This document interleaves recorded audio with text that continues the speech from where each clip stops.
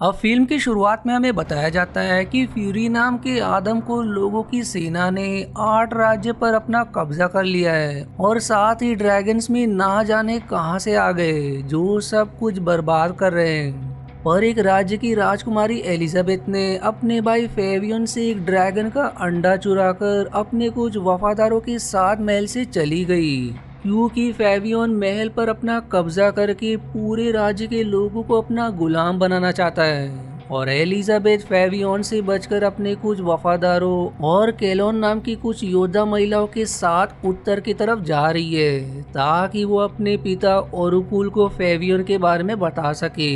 अब हम एलिजाबेथ को देखते हैं जो अपने वफादार जॉर्ज, रिचर्ड और केलोन योद्धा डेमिया और एरिटी के साथ एक छोटे गांव से होते हुए आगे बढ़ रही होती है। लेकिन उन्हें उस गांव में कोई भी दिखाई नहीं देता और तभी उन पर कुछ फ्यूरी हमला कर देते हैं जो उन सभी के सामने भारी पड़ जाते हैं, क्योंकि उन पर किसी भी वार का कोई असर नहीं हो रहा था। इसलिए फिर जॉर्ज अपनी तलवार से एक का सिर ही धड़ से अलग कर देता है, जिससे वो वहीं मारा जाता है। जो देख बाकी भी फ्यूरी की सर काट कर उन्हें मार देते हैं। अब रात को सभी आराम करने के लिए एक जगह रुकते हैं जहां एलिजाबेथ सभी को अंडा दिखाकर कहती है कि पता नहीं फेवियन इन अंडों का क्या करता है, शायद वो अपने राज्य के साथ पूरी दुनिया पर भी अपना कब्जा करना चाहता है, जिसमें उसका साथ फ्यूरी और ड्रैगन दे रहे हैं। और फावियन उनकी सेना बनाकर अपने लक्ष्य को प्राप्त करना चाहता है, जो सुनकर सभी हैरान हो जाते हैं।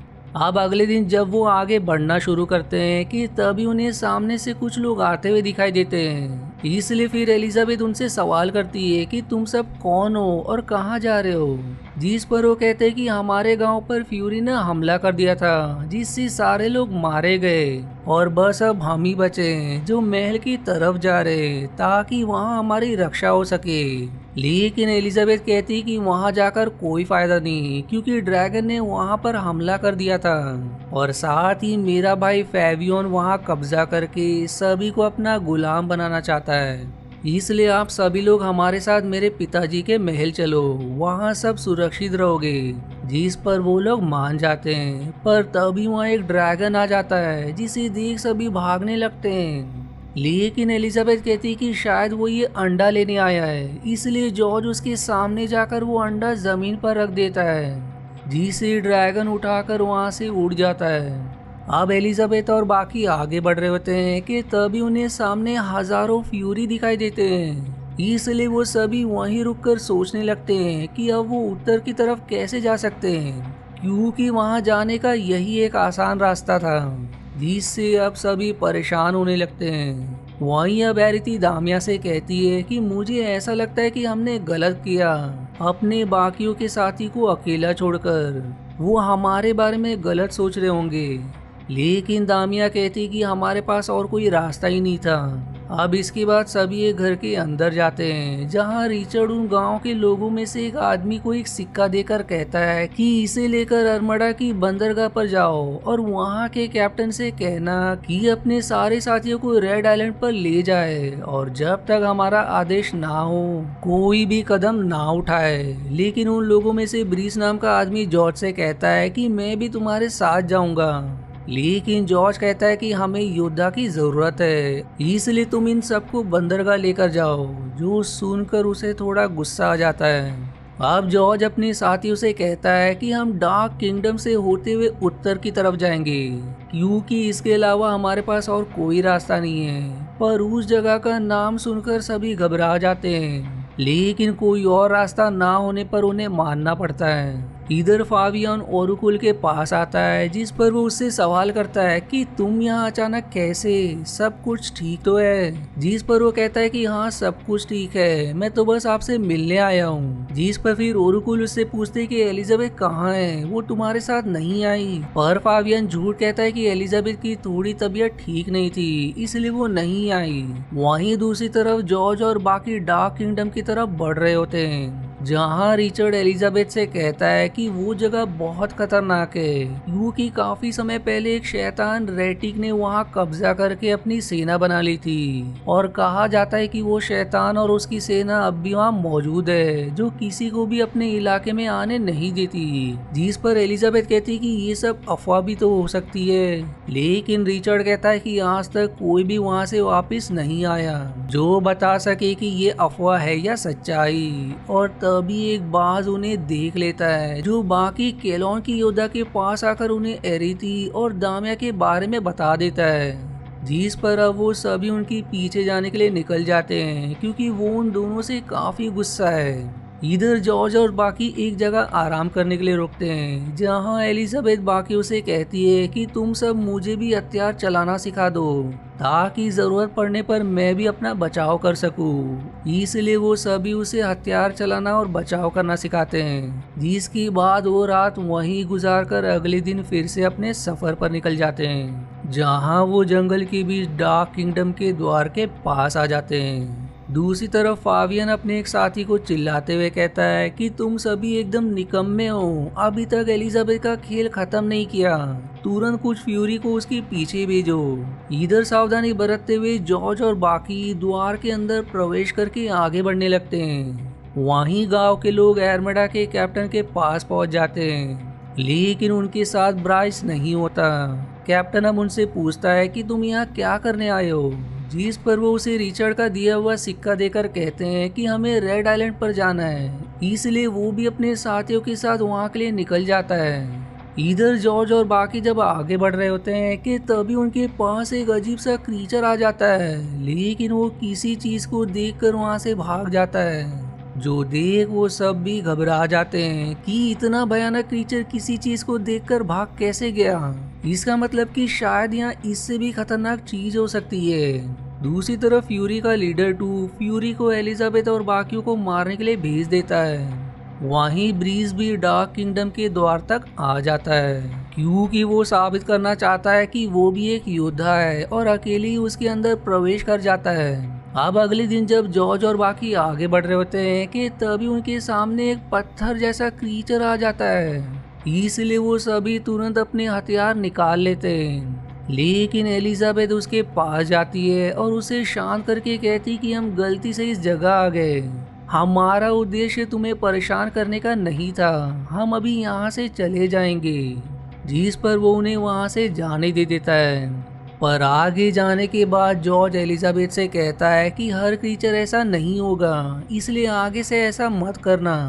अब सभी फिर से अपना सफर शुरू करते हैं, लेकिन तभी उनके सामने कई सारे क्रीचर्स आ जाते हैं जो सारे के सारे उन पर हमला करने लगते हैं। पर वो सभी बहादुरी से उनका सामना करते हैं, लेकिन दुर्भाग्य से वो लोग एरिथी को अपने साथ ले जाते हैं, जो समझने पर बाकी सभी दुखी हो जाते हैं। पर अपनी बहादुरी का प्रदर्शन करते हुए वो सारे क्रीचर्स को मार गिराते हैं, लेकिन तभी वहाँ और भी भयानक दिखने वाला क्रीचर आ जाता है जो जॉर्ज को पैर से मारकर दूर फेंक देता है। पर पीछे से दामिया उसके गले में चैन फंसा देती है। जिस मौके का फायदा उठाकर जॉर्ज क्रीचर के दिल में तलवार घुसाकर उसे मार देता है, लेकिन उनकी मुसीबत अब भी कम नहीं होती और वहाँ एक आदमी कई सारे क्रीचर्स को लेकर आ जाता है और उन सभी को बंदी बनाकर अपने मास्टर रेडिक के पास ले जाने के लिए निकल जाता है। दूसरी तरफ ब्रीस उस जगह आ जाता है जहाँ अभी जॉर्ज और डामिया ने क्रीचर को मारा था और वो उन्हें मृत देखकर जोर जोर से चिल्लाते हुए दावा करता है कि मैं एक योद्धा हूँ, मैंने ही इन्हें मार गिराया। और तभी वहाँ केलोन के बाकी मेंबर्स आ जाते हैं जो उससे सवाल करते हैं कि तुम कौन हो और क्या सच में तुमने इन्हें मारा है। जिस पर वो झूठ कहता है कि मैंने ही इन्हें मारा है क्योंकि मैं एक योद्धा हूँ और अभी मैं एलिजाबेथ को ढूंढने जा रहा हूँ। जिसके साथ केलोन की 2 मेंबर भी है, जो सुनकर वो हैरान हो जाते हैं और फिर भी इसको अपने साथ शामिल कर लेते हैं क्योंकि उन्हें भी दामिया और एरिथी को ढूंढना है। इधर सारे क्रीचर्स जॉर्ज और बाकियों को बंदी बनाकर रेट्रिक के पास ले आते हैं जो इस डार्क किंगडम का राजा है। वो अब सभी से सवाल करता है कि तुम लोग यहाँ क्या करने आए हो, जिस पर एलिजाबेथ उसे भी अपनी बातों में बहलाकर कहती है कि हम बस यहाँ से गुजर रहे थे। और गलती से आपके इलाके में आ गए।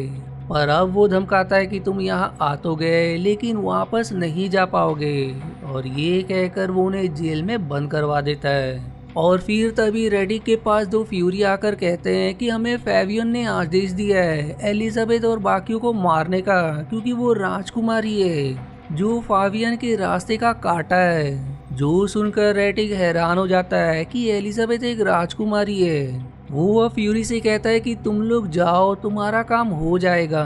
जिसके बाद वो जॉर्ज, दामिया और रिचर्ड को रिंग में बुलाकर कहता है कि तुम तीनों को मेरे सबसे ताकतवर योद्धाओं से लड़ना होगा, और यदि तुम जीत गए तो मैं तुम्हें छोड़ दूंगा।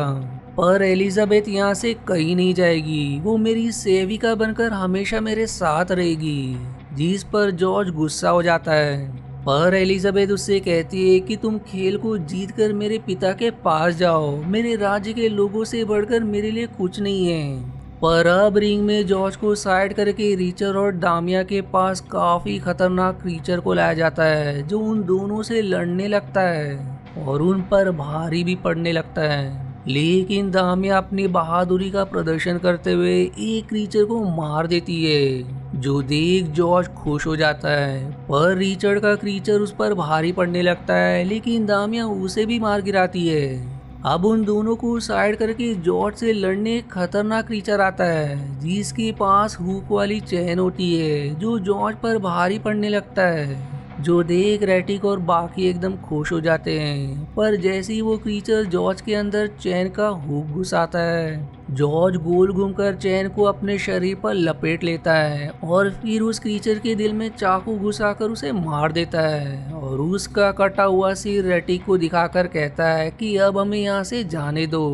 लेकिन रेटिक अपनी बात से मुकर कर खुद जॉर्ज से लड़ने रिंग में उतर जाता है, और देखते ही देखते दोनों में घमासान लड़ाई शुरू हो जाती है।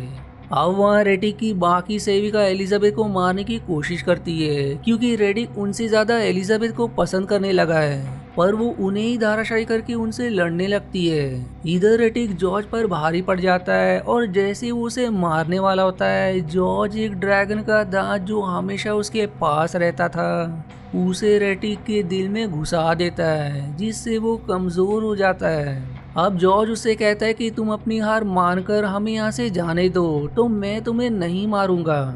जिस पर फिर रेटिक अपनी हार मान लेता है, और तभी वहाँ केलोन की बाकी योद्धा आ जाती है, जो क्रीचर के साथ दामिया और बाकियों पर हमला शुरू कर देते हैं, और देखते ही देखते सभी आपस में लड़ने लगते हैं। दामिया बाकी केलोन से कहती है कि हमने किसी के साथ गलत नहीं किया, एलिजाबेथ को हमारी जरूरत थी, इसलिए हमने उसकी रक्षा के लिए तुम लोगों को छोड़ा था। जिस पर वो उसकी बात मान लेते हैं, और तभी वहाँ वही पत्थर वाला क्रीचर आ जाता है, जो सभी को शांत रहने को कहता है। जिस पर फिर सभी रुक जाते हैं। तब फिर दो फ्यूरी जो एलिजाबेथ को मारने आए थे, उनके जरिए फावियन सभी से कहता है कि तुम सब मेरे किसी काम के नहीं हो। मैं सारे क्रीचर्स के साथ एलिजाबेथ और बाकियों को अपनी फ्यूरी सेना से मरवा दूंगा। जिस पर फिर एलिजाबेथ सभी को समझाती है कि हमारा सबसे बड़ा दुश्मन फावियन है, जो लोगों को अपना गुलाम बनाकर पूरी दुनिया पर राज करना चाहता है। अगर हमने उसे नहीं रोका तो सब कुछ खत्म हो जाएगा, इसलिए हमें आपस की दुश्मनी को भुलाकर एक साथ मिलकर उसका सामना करना होगा, ताकि हम उसे हरा सके। जिस पर अंत में सभी मान जाते हैं। दूसरी तरफ फावियन ने ओरुकुल को एक कमरे में बंदी बनाकर रखा होता है, और वो उन्हें सारी बात भी बता देता है कि उसने राज्य पर अपना कब्जा कर लिया है, और यहाँ भी इस राज्य को प्राप्त करने के लिए आया है। जिस पर ओरुकुल उससे कहते हैं कि सत्ता की लालच में तुम पागल हो गए हो, जो सुनकर वो गुस्सा हो जाता है, और फिर उस गुस्से में उनसे कहता है कि आज से हमेशा आप यही बंद रहोगे, और इतना कहकर वो वहाँ से चला जाता है। और इसी इनकम्प्लीट एंडिंग के साथ ये मूवी यहीं समाप्त हो जाती है। अब अगर आपको इसके आगे का पार्ट देखना है तो मुझे कमेंट में ज़रूर बताएं। और आज के वीडियो में इतना ही। आशा है आपको मेरी एक्सप्लेनेशन पसंद आई। यदि हाँ तो प्लीज वीडियो को लाइक करना और चैनल को सब्सक्राइब करके सपोर्ट करना ना भूलें। मिलते हैं अगले एक्सप्लेनेशन वीडियो में, तब तक के लिए धन्यवाद दोस्तों।